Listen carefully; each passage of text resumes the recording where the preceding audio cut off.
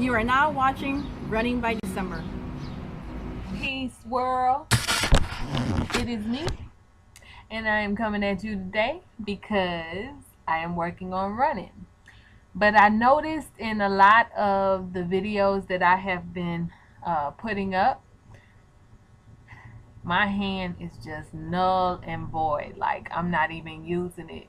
At one point, and I think it's going to be in this one, you'll see that my hand is just sitting there while I am trying to put on shoes. Like, there's no way it's supposed to just be sitting there like that.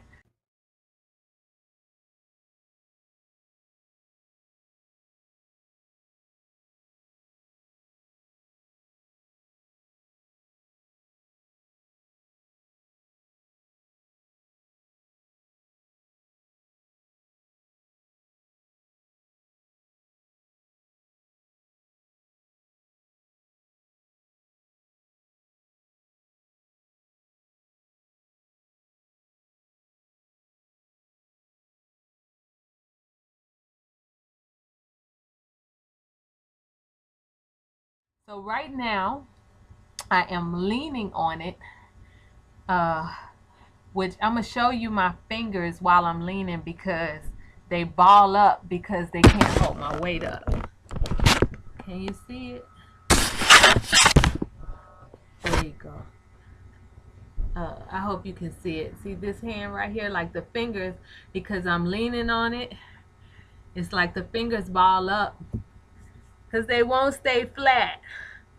But I need to stretch out my muscles. I need to build my hand more. So I am going to start focusing on that too because I need to have the whole synergy working within my whole body. And I think that is really how I'm going to start running as well. Because even when I get on the machines at the gym, it's this gym thing. And I could do the leg thing by itself. But when I go to trying to do like the arms with it, you know, like that, my coordination just goes all the way off. So that's another thing I got to work on. So anyway, I'm about to do some push-ups because I need to do some push-ups. And I'm horrible because one side is totally weak. And so when people who have had strokes or have right weakness for anything, my hair, when they have a right weakness for anything, you tend to move to the side that is strongest. So that's another thing that I have to focus on. And I can't do like push-ups, like, you know, I got to do the girl push-ups and I'm barely doing those. You know what I mean? Yeah.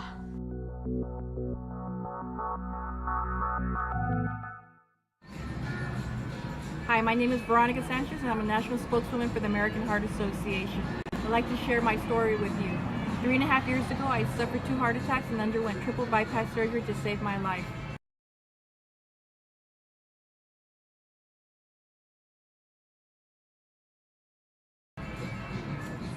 You know, I'd like to take you back to that time. My first heart attack happened at work. It was 4 o'clock in the afternoon, and I started to suffer extreme nausea and dizziness to the point to where I had to kind of lay down at my office. And I quickly dismissed it, thinking it was something I ate, that it didn't agree with me, didn't really think nothing much of it. Went ahead and went home, and exactly 12 hours later, I awoke from my sleep with a sensation to go to the bathroom, and I couldn't. I realized I couldn't even get out of bed. I felt as if someone was pushing me back down into the bed, and when I was finally able to get up, I quickly noticed within about 5 or 6 minutes that my left arm started to get heavy. I woke my husband up, and he convinced me to go to the ER, which I'm glad that he did.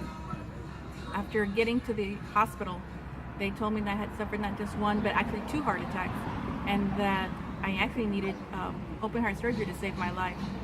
You know, I was in shock. How did I get there? I'm not diabetic.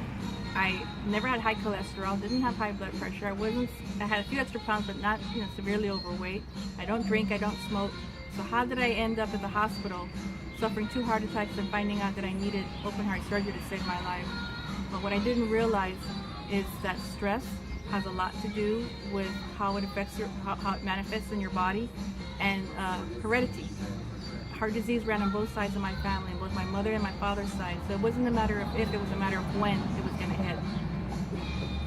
As a result of that, I had to go through 4 months of cardiac rehab to regain normalcy in my life, and I had to change a lot of things.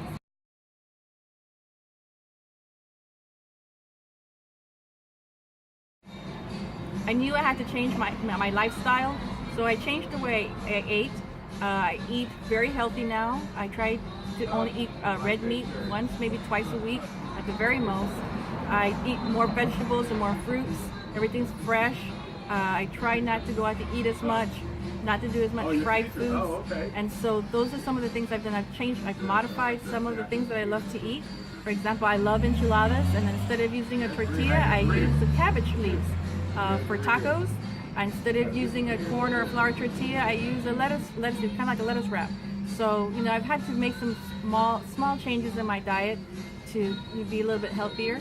I've also had to be a little bit more active.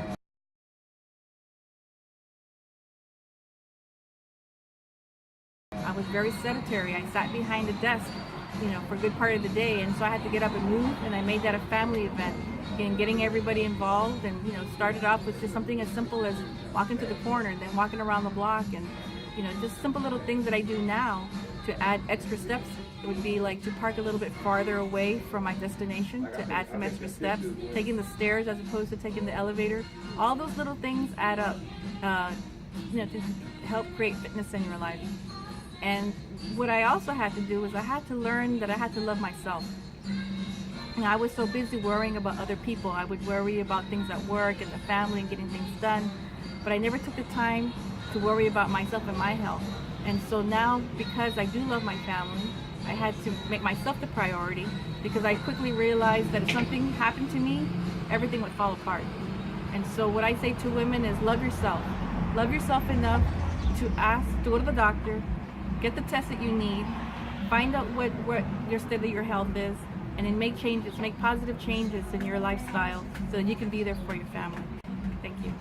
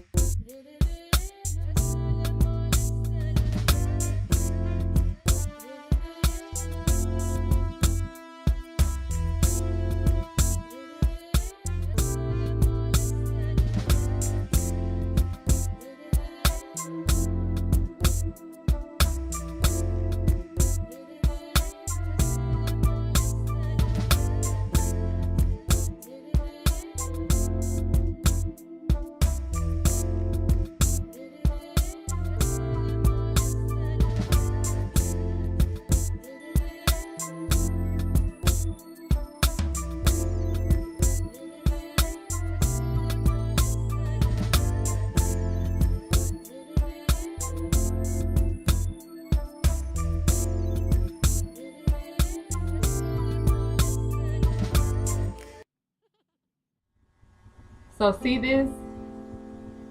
This is a 3-pound weight. 3 pounds. With this side, this is my left hand side. I'm left-handed naturally, and I can lift it with no problem. No problem whatsoever.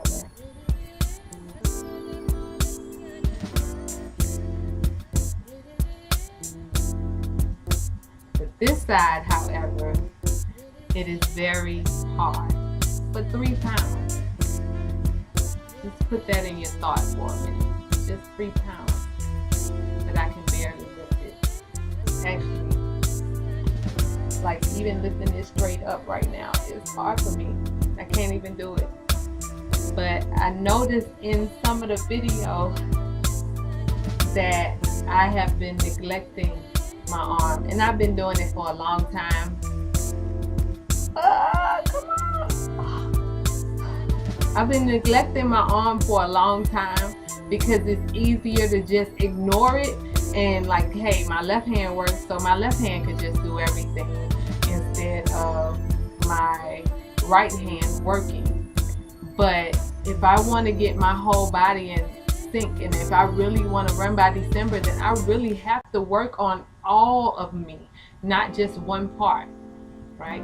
I'm learning. So, this is some of the exercises I do with the 3-pound weight, that where I can't lift it over my over my head, but with my wrist, I do lift it up to build my wrist up. So, if you can see how it's going up, and it does help with the motions of my hand. Like I can,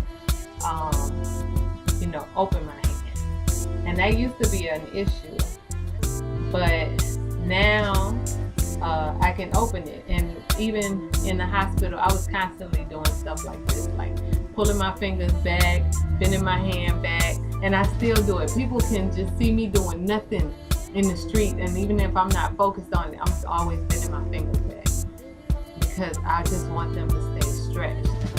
But see, another thing that I can't do, like I could do that, you obviously know, like put something in my hand, but with this, I can't turn my hand over. So I have to, like, I can use this hand to help this hand turn over. But that's as much as I'm gonna get it over, and that's with help. But without help, that's all I can do. I have no shame. It's who I am, right? And I'm growing, so love me or hate me. And I have some people that I've been inboxing on Facebook that have had strokes at a young age, and they asked me, what have I done for my hand now? To me, my hand has a lot of issues, but some stroke survivors, their hand is kind of locked because the muscles tighten up. That's still what goes on with me. That's why I can't turn my hand over, because it's like the muscles lock up. But I think using things like this actually helps also in like stretching the fingers, but also building the strength in the muscles, if that makes sense. I'm going to show you something my therapist told me to do with the hand as well. But this is what I do with the bar. My sister bought this for me a long time ago when I first got out of the hospital. And it's basically something you can adjust so it'll be really strong and hard to pull, or easy. So, but if you could look, like you can see how it's working in my hand. Okay, so my therapist told me that I needed to get either a hammer or my weight, and basically because a lot of people don't know about botox in stroke survivors as well, but we actually receive botox, and it's funny how it could be for beauty in a way, right? But it actually helps straighten out the muscles. It relaxes the muscles so they can straighten out. Like I had Botox when I first got out of the hospital. I had Botox injected in my arm because my arm was kind of bent. And so once it was injected, I immediately went to the YMCA and I was working out, and I just made sure that I was able to pull my arm in straight. And honestly, it remained straight. Like my arm is straight. Now I still have the tendency to ball it up because it just comes naturally as a stroke survivor. But that's what happened. And so but she told me they were thinking about giving me Botox again. But she told me to do this with the weight to see if I could stretch my hand back like this, and have the weight stretching my muscle versus Botox. But this really hurts. Like, I'm doing this and it really hurts. Like, if I let this weight go, it's still gonna turn and it hurts. But I don't know, maybe if I keep stretching it, it'll help. All of your feedback is awesome. So please comment, subscribe, keep up